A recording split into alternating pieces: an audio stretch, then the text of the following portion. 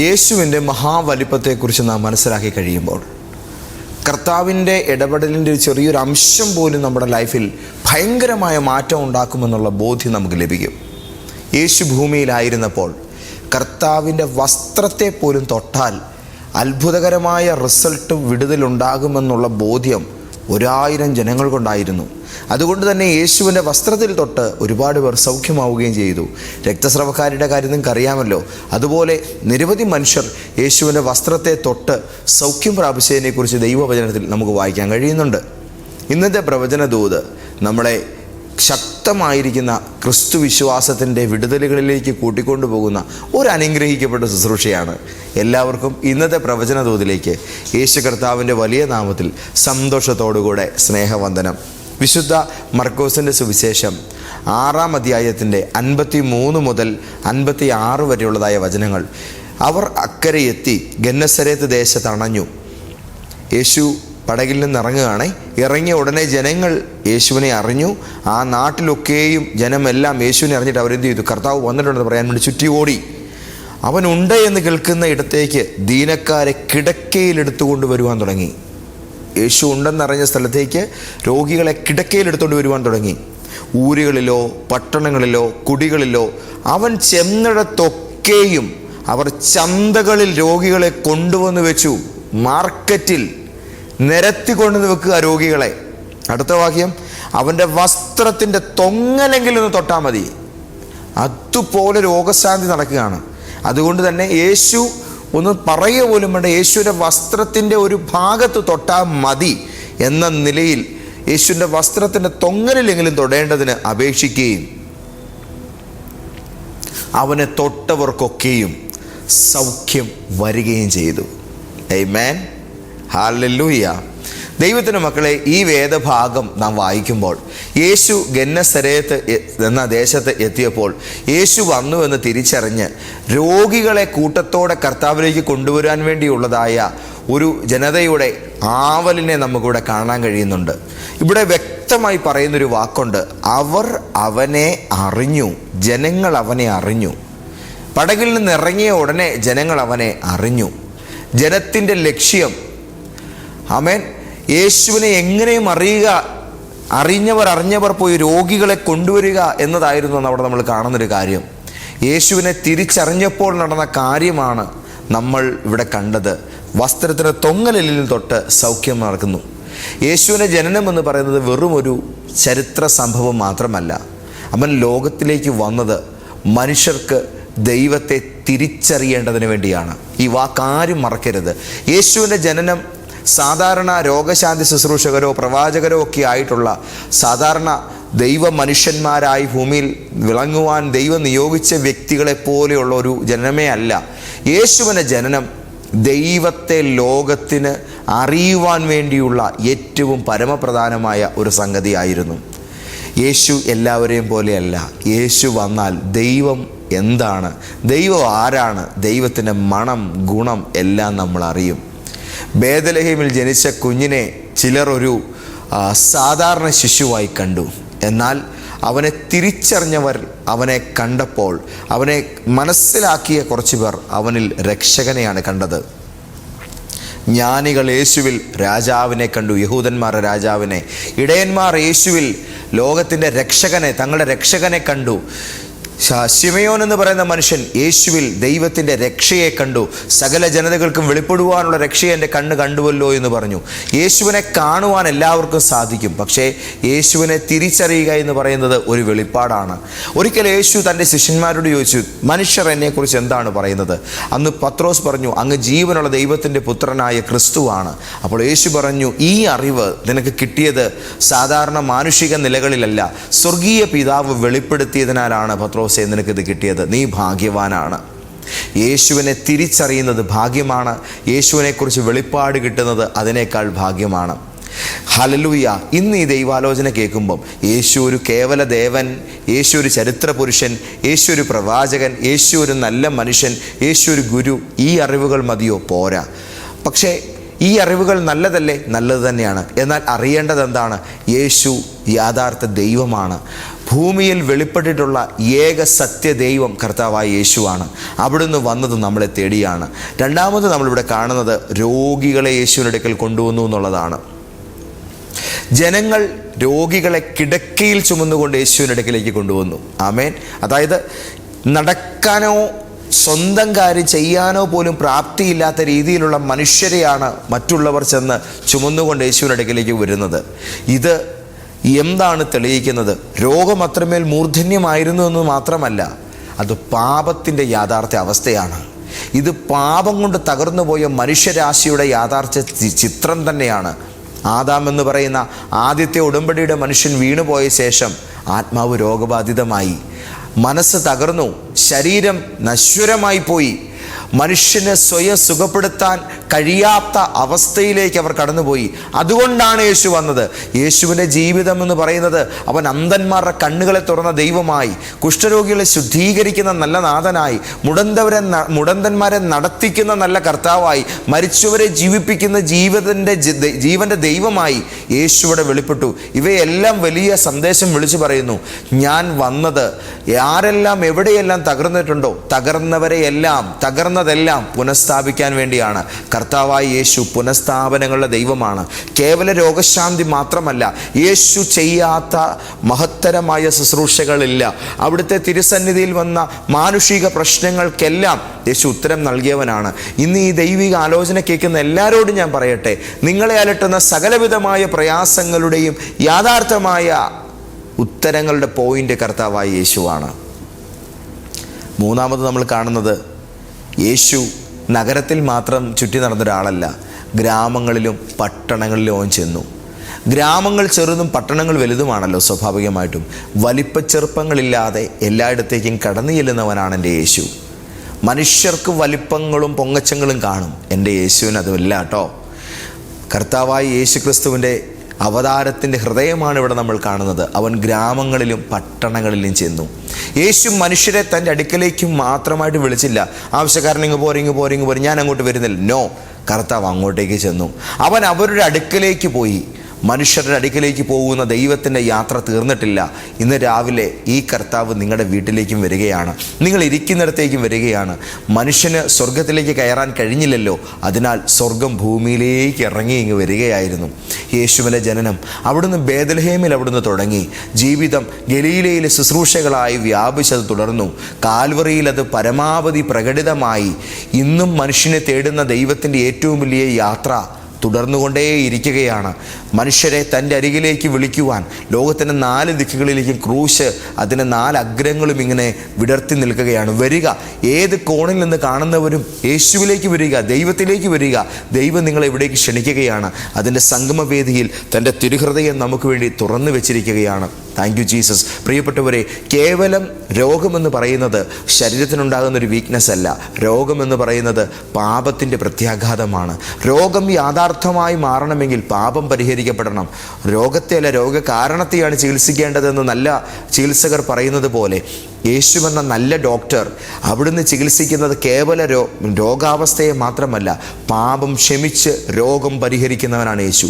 അതായത് യേശുവിന് മുമ്പിൽ വരുന്നൊരു വ്യക്തിക്ക് യേശു ഫസ്റ്റ് പ്രൊവൈഡ് ചെയ്യാൻ ആഗ്രഹിക്കുന്നത് പാപമോചനമാണോ രോഗശാന്തിയാണോ എന്ന് ചോദിച്ചാൽ എൻ്റെ ആൻസർ, ദൈവവചനത്തിൻ്റെ ആൻസർ, യേശു നിങ്ങൾക്ക് ആദ്യമേ എടുത്തു തരുന്നത് പാപശാന്തിയാണ്, പാപമോചനമാണ്. പാപമോചനം കിട്ടുന്നവന് രോഗശാന്തി ആ കൂടെയുള്ള ബോണസാണ്. ആമേൻ.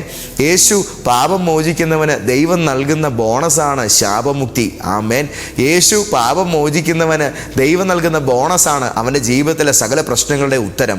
എല്ലാ പ്രശ്നങ്ങളുടെ ഉത്തരം തേടിയിട്ട് പാപം വെടിയാതെ കർത്താവിലേക്ക് എന്നിട്ട് കാര്യമില്ല. നിങ്ങൾ യേശുവിലേക്ക് ചെല്ലുന്നു, അവിടുന്ന് നൽകുന്ന ഏറ്റവും നല്ല ദാനം നിങ്ങളെ നിങ്ങളുടെ നല്ല ജീവിതാവസ്ഥയിൽ നിന്ന്, ദൈവിക ബന്ധത്തിൽ നിന്ന് തകർത്ത് കളഞ്ഞ ഈ ദുരിതത്തെ കർത്താവ് ഇല്ലാതാക്കുകയാണ്. പാപത്തെ മാറ്റി നിങ്ങളെ ദൈവിക സന്തോഷത്തിൻ്റെ പുനർബന്ധത്തിലേക്ക്, പുനരൈക്യത്തിലേക്ക് രൂപപ്പെടുത്തുകയാണ് കർത്താവായി യേശു ചെയ്യുന്നത്. നാലാമതായി, യേശുവിൻ്റെ വസ്ത്രത്തിൻ്റെ അറ്റം മാത്രം തൊടുവാൻ അനുവദിക്കണമേ എന്നവർ അപേക്ഷിച്ചു. ആമേൻ. ഇത് കാൽവറി ക്രൂശിലെ ഒരു പ്രവാചക ചിത്രമാണ്. അവൻ്റെ വസ്ത്രത്തിൻ്റെ അറ്റം മാത്രം തൊടുവാൻ അനുവദിക്കണമേ എന്ന് അവർ അപേക്ഷിച്ചു. ഇവിടെ ആഴമുള്ളൊരു ക്രിസ്തു വെളിപ്പാടുണ്ട് പ്രിയപ്പെട്ടവരെ. ജനങ്ങൾ യേശുവിനെ തൊടുവാൻ ആഗ്രഹിച്ചു. യേശുവിൻ്റെ ശരീരത്തെ അല്ല അവർ തൊട്ടത്, യേശുവിൻ്റെ കയ്യോ കാലിനോ ഒന്നും അല്ല അവർ തൊട്ടത്, യേശുവിൻ്റെ വസ്ത്രത്തിൻ്റെ അറ്റത്തെയാണ് അവർ സ്പർശിച്ചത്. എങ്കിലും അത് ചെയ്തവർക്കൊക്കെയും സൗഖ്യം വന്നു. ഇത് കാൽവറി ക്രൂശിനെ കാണിക്കുകയാണ്. നമ്മുടെ രക്ഷ നമ്മുടെ പ്രവർത്തനങ്ങളിൽ നിന്നും വന്നതല്ല, നമ്മുടെ പരിശ്രമങ്ങളിൽ നിന്നും വന്നതല്ല, അത് ക്രൂശിൻ്റെ കൃപയെ സ്പർശിക്കുമ്പോൾ ഉണ്ടാകുന്നതാണ്. ഇന്ന് രാവിലെ നിങ്ങളോട് പരിശുദ്ധാത്മാവ് പറയുന്നു, ക്രിസ്തുവിൻ്റെ ശക്തി നിങ്ങളുടെ ജീവിതത്തിലേക്ക് അവൻ്റെ ക്രൂശിലൂടെയാണ് ഇന്ന് വെളിപ്പെട്ട് വരുന്നത്. ഹല്ലേലൂയ. കാലങ്ങൾ കടന്നുപോയെന്ന് പറഞ്ഞ് യേശുവിൻ്റെ വസ്ത്രം മുഷിഞ്ഞു പോയിട്ടില്ല, യേശുവിൻ്റെ ശക്തി കുറഞ്ഞു പോയിട്ടില്ല. കാൽവറി ക്രൂശ് നിങ്ങളോട് പറയുന്നു, അവൻ്റെ ശക്തിക്ക് അകലങ്ങൾ പ്രശ്നമല്ല, അവൻ്റെ ശക്തിക്ക് കാലപ്പഴക്കങ്ങൾ പ്രശ്നമല്ല. തൽക്ഷണം വിടുതലുകൾ നടക്കും. 12 വർഷം രക്തസ്രവമുള്ളൊരു സ്ത്രീയാണ് കർത്താവിൻ്റെ വസ്ത്രാഞ്ചലത്തിൽ തൊട്ട് 12 വർഷത്തെ ബന്ധനത്തിൽ നിന്ന് തൽക്ഷണം വിടുതൽ പ്രാപിച്ചത്. അകലം കൊണ്ട് കുറയാത്ത ശക്തി, സമയങ്ങൾ കൊണ്ട് ക്ഷയിച്ചു പോകാത്ത ശക്തി, കാലാന്തരങ്ങൾ കൊണ്ട് മാറ്റം വരാത്ത ശക്തി, അത് കർത്താവായ യേശുക്രിസ്തുവിൻ്റെ സജീവമായ ജീവവ്യാപാരമാണ്. അന്ന് വസ്ത്രത്തിൻ്റെ അറ്റത്തിൽ നിന്ന് ഒഴുകിയ ആ മഹാശക്തി ഇന്ന് കാൽവറിയിൽ നിന്നും നമുക്ക് വേണ്ടി ഒഴുകിക്കൊണ്ടേ ഇരിക്കുകയാണ്. 5ാമത്തെ കാര്യം കൂടെ ഞാൻ പറയട്ടെ. തൊട്ടവർക്കൊക്കെയും സൗഖ്യം വന്നു. അവനെ തൊട്ടവരൊക്കെയും സുഖം പ്രാപിച്ചു. ഇവിടെ എങ്ങനെയാണ് എഴുതിയിരിക്കുന്നത്? തൊട്ടവർക്കൊക്കെയും സൗഖ്യം വരികയും ചെയ്തു. അവനെ തൊട്ടവർക്കൊക്കെയും സൗഖ്യം വന്നു. ആ വാക്ക് ഒന്നുകൂടെ ഞാൻ പറയുന്നു, അവനെ തൊട്ടവർക്കൊക്കെയും സൗഖ്യം വന്നു. ഇവിടെ ചിലരുടെ പേര് പറഞ്ഞിട്ടില്ല, എല്ലാവർക്കും, തൊട്ടവർക്കൊക്കെയും. ചിലരെന്നല്ല, എല്ലാവരും എന്നാണ് എഴുതിയിരിക്കുന്നത്. ഇത് പുനരുത്ഥാനത്തിൻ്റെ വെളിപ്പാടാണ്. പുനരുത്ഥാനത്തിൽ യേശു പൂർണ്ണ വിജയം നേടി. ഇനി നമ്മളെ ചേർക്കുവാൻ അവിടുന്ന് വരാൻ പോകുകയാണ്. പുനരുത്ഥാനത്തിൽ പൂർണ്ണ വിജയം നേടിയ യേശു, അവൻ നൽകുന്ന രക്ഷ അപൂർണമല്ല, യേശു നൽകുന്ന ജയം അപൂർണമല്ല, അത് പരിപൂർണമാണ്. വിശ്വാസത്തോടെ ക്രിസ്തു യേശുവിനെ സമീപിക്കുന്നവർക്ക് ക്ഷമ ലഭിക്കും, സമാധാനം ലഭിക്കും, പുതിയ ജീവൻ ലഭിക്കും. അതൊന്നും കുറച്ചായിട്ടല്ല, പൂർണ്ണമായിട്ട്. കുറച്ചു പേർക്കല്ല, വിശ്വസിക്കുന്ന ഏവർക്കും. യോഹന്നാൻ 3:16 തൻ്റെ ഏകജാതനായ പുത്രനിൽ വിശ്വസിക്കുന്ന ഏവനും, ഒരുത്തൻ പോലും നശിച്ചു പോകുവാൻ നിങ്ങളുടെ പിതാവ് ഇഷ്ടപ്പെടുന്നില്ല എന്ന്, സ്വർഗസ്ഥ പിതാവ് ഇഷ്ടപ്പെടുന്നില്ല എന്ന് യേശു പറയുന്നു. യേശു വീണ്ടും വരുമ്പോൾ രോഗങ്ങൾ പൂർണ്ണമായും മാനവകുലത്തിൽ നിന്ന് ഇല്ലാതാകും. യേശു ഇനിയും വരുമ്പോൾ മരണം പൂർണ്ണമായും മാനവ ലോകത്തു നിന്നും ഇല്ലാതാകുന്ന കാഴ്ച കാണും. സൃഷ്ടി മുഴുവൻ പുനഃസ്ഥാപിക്കപ്പെടും. അന്ന് അവനെ തൊട്ടവരൊക്കെ സൗഖ്യം പ്രാപിച്ചു എന്നുള്ളത് ഒരു ഗ്രാമത്തിൻ്റെ അനുഭവമായിട്ടാണ് ഇപ്പോൾ നമ്മളിവിടെ വായിക്കുന്നതെങ്കിൽ, മുഴുവൻ വീണ്ടെടുപ്പും കർത്താവിൻ്റെ പുനരാഗമനത്തിൽ യാഥാർത്ഥ്യമാകും. അപ്പോൾ തൊട്ടവർക്കൊക്കെയും, യേശു തൊട്ടതിനൊക്കെയും, യേശുവിനെ തൊട്ടതിനൊക്കെയും, യേശുവിൻ്റെ കടന്നുവരവിൽ കംപ്ലീറ്റ് ആയിട്ടുള്ള മാറ്റങ്ങളുണ്ടാകും. മർക്കോസിൻ്റെ സുവിശേഷം ഈ 6-ാം അധ്യായത്തിൻ്റെ 53 മുതൽ 56 വരെയുള്ളതായ ഈ തിരുവെഴുത്തുകളിൽ ജനം അവനെ തിരിച്ചറിഞ്ഞു. ബേഥലഹേമിൽ ജനിച്ചവൻ ലോകത്തിൻ്റെ രക്ഷകനാണെന്ന് നിങ്ങളും തിരിച്ചറിയുക. രോഗികളെ അവൻ അടുക്കൽ കൊണ്ടുവന്നു. പാപത്തിൽ തകർന്ന മനുഷ്യരാശിയുടെ ആവശ്യം ആത്മാവിനെ കൂടെ സുഖപ്പെടുത്താൻ കഴിയുന്ന ഒരു യഥാർത്ഥ ഡോക്ടറെ വേണമെന്നതായിരുന്നു. യേശുവാണ് ആ ഡോക്ടർ. കേവലം ഒരു ഡോക്ടർക്ക് വേണ്ടിയാണെങ്കിൽ നമുക്ക് അടുത്തുള്ള മെഡിക്കൽ കോളേജിലോ ക്ലിനിക്കിലോ പോകാം. പക്ഷേ ആത്മാവിനെയും ജീവിതത്തെയും ഭാവി നിത്യതയും കംപ്ലീറ്റ്ലി ഹീൽ ചെയ്യുന്നൊരു ഡോക്ടറെ വേണമെങ്കിൽ അങ്ങനെ ഒറ്റ ഡോക്ടറേ ഉള്ളൂ, യേശു ക്രിസ്തു മാത്രം. ആമേൻ. 3ാമത് നമ്മൾ കേട്ടു, അവൻ ഗ്രാമങ്ങളിലും പട്ടണങ്ങളിലും ചെന്നു വന്ന്.